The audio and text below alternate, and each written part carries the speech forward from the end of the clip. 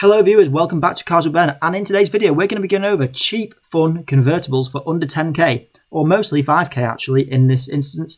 But if you do like this video, do all the good stuff, leave a like, comment, subscribe. Disclaimer, all the videos that I have used have been credited, and just bear in mind that if you are in another country, this is a UK spec video, so the taxes and insurance and purchasing of the car at the time might be specifically different to where you are in the world. Without further ado, let's jump straight into today's video. Kicking off with number one is the Mazda MX5.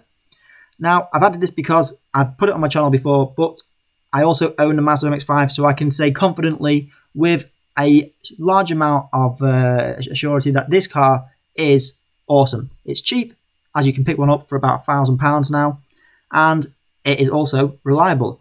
The 05 MX5, which is the ones I'm going to be talking about, which are NA, NB and NC, are all well known for their reliability, specifically the 2005 model, which is the most reliable car on the road today. What's great about Mazdas is that they are incredibly awesome to modify, cheap to run, and generally speaking cheap to buy, which I think is what attracts a lot of people to them. But also their handling, they perform well, and they're just a good little car all around. Of course, what I love about it is you can just do many bits to it, and in the UK, something to bear in mind though is that the tax is £325, which is quite a lot. So that is one downside to the MX-5 that I always say if you're buying an MB particularly. But generally, I don't think you should let that put you off. It's still a cheap, small car, and running costs aren't that bad, really, for the most part. So definitely love the MX-5, and I have to recommend this car in my cheap convertibles. Coming in at number 2 is the BMW Z4 Gen 1 and 2. Now, specifically, I've added both, but I'll tell you why in a minute. I've always wanted one of these BMW Z4s, and they are epic cars. I think what's great about them is that they have such a good styling, especially in the first gen, and they're old enough now that you can pick one of these up in the UK for about £3,000. Now, do bear in mind, insurance is around, being a 2 litre, quite expensive, probably over £1,000 if you are just starting to drive. But if not, it's going to be fairly cheap anyway. Now, owners note that the BMW Z4 Gen 1 does have a few reliability issues because it's in that era where it isn't perfect, but it does look good as a convertible and has to be added to the list. Of course, being a BMW, it will have high service charges, so it does have a mark against it for that reason. Now, you could opt to go with the 2009 model of the new gen, slightly new gen, 09 version, which for the Z4, which was released obviously now getting on for 12 years ago. However, that's still an epic option because it is a cool car and it just looks great in today's modern society still. And I think for the price, you're probably looking at around £6,000 for one of these, which isn't too bad generally speaking. However, I don't particularly like the styling of this one, so I'd probably stick with the first gen model. But it is still a BMW Z4, and you've got to admire them for having made such a cool little convertible that can still slot into the market quite well. So for me, has to be added, and I suppose if you did modifications, this car would actually look quite good. I'd probably change the wheels as well. Coming in at number 3, and another Japanese option, is the Toyota MR2. Now, this car I've added because it's the roadster version of the MR2, which is completely different from the old version of the MR2. But what's great about this is it's a very underrated car in the UK. Now, there are a few of these, but you will see them pretty much looking the same.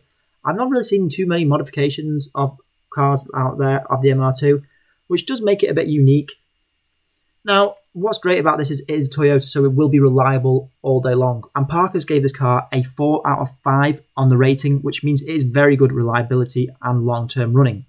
Do bear in mind, this is a 2002 car, so really this is still very old, even older than the MX-5s that I've shown.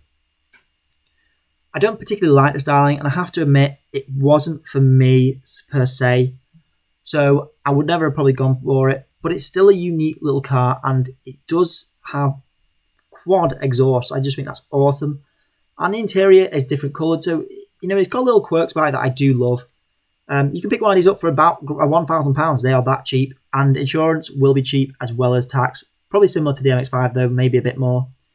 So again, has to be included on the cheap convertibles because there's just absolutely nothing to say about this car other than it is a little cool Toyota. And if you had the spare money and you want to get a convertible, this should be something that you should consider if you're on a budget, because it is a nice little car. Coming in at number 4 is the Audi TT Gen 1. Now, I have included the TT Gen 2, but this is just stepping over the mark for me in terms of its price, and are still over £10,000 for some of them. So I've gone to stick with the Gen 1. Now, the Gen 1, however, is becoming and considered a bit of a future classic. Although not there yet, I still feel like this car has kind of grown on me. I never used to like it, but if you get a spec like this, it is absolutely excellent. Now, do bear in mind, it is a German build, so it will be reliable and it will last for quite a long time. Audi made over 250,000 of these cars, I think mass-produced, and so there is a lot of parts to run. And another thing is, the quality is going to be excellent for a German car of its age. What's also great about these is they're quite fast in terms of their engine. I believe they come with a 2-litre, so they aren't slow, and as we know, Audis that today are incredibly quick. So it still has a bit of grunt in it if you pick the 1.8 to the 2-litre. Either or will be pretty good. Also, just bear in mind that you could probably pick one of these up for about £1,000, so that is another something to consider. And if you just look at our interior, even this long, even 20 years old now, still standing up to the testament of the TT. So, has to be included. Another German car in the convertible list, but Germans just have very good ability to make convertibles. And coming in at number 5, the Porsche Boxster. A little bit of a controversial one, I will admit, because it isn't the typical convertible that you might pick up. But it is a Porsche Boxster. Now, believe it or not, you can pick one of these up in the UK for around £1,000, or to £2,000 roughly is at cheapest, but it will be pretty awful. However, it's a Porsche convertible. It's a Boxster, and you can own a Porsche. I just can't get my head around that. I love to own one. I think what's great about the Boxster is that it is just still iconic, a bit like the TT. Do bear in mind though, in the UK, you will be paying quite a lot for Porsche services, and prices are incredibly expensive, and probably the most expensive one and unreliable one on here. Owners note that the car generally being a V6 3-litre, and the engine mounted at the back is a bit of an issue in terms of reliability, and Boxsters weren't the best reliability anyway. Now, I did include the Gen 2 because I do feel like it is a cool car, and you can still pick one of these up for as little as just less than £10,000, so it has to be included because it's a 2005 model. I absolutely love the Boxster and its styling, and it still, for me, is quite a cool car. So if you wanted a convertible, the idea of owning a Boxster still amazes me for that price. But just bear in mind, though, that you will have to have money for maintenance as well. Again, the Gen 2 was included in this because it still looks great and it is aged quite well for a 55 plate car. Anyway guys, that's the video today. I hope you've enjoyed all 5 convertibles in this list. If you have, leave a like and subscribe, and let me know what convertible you would pick up on this list. I've tried to go for a list that was mostly under 5k, but for the most part just under 10k, especially with this one. But other than that, I will see you guys in the next car content video.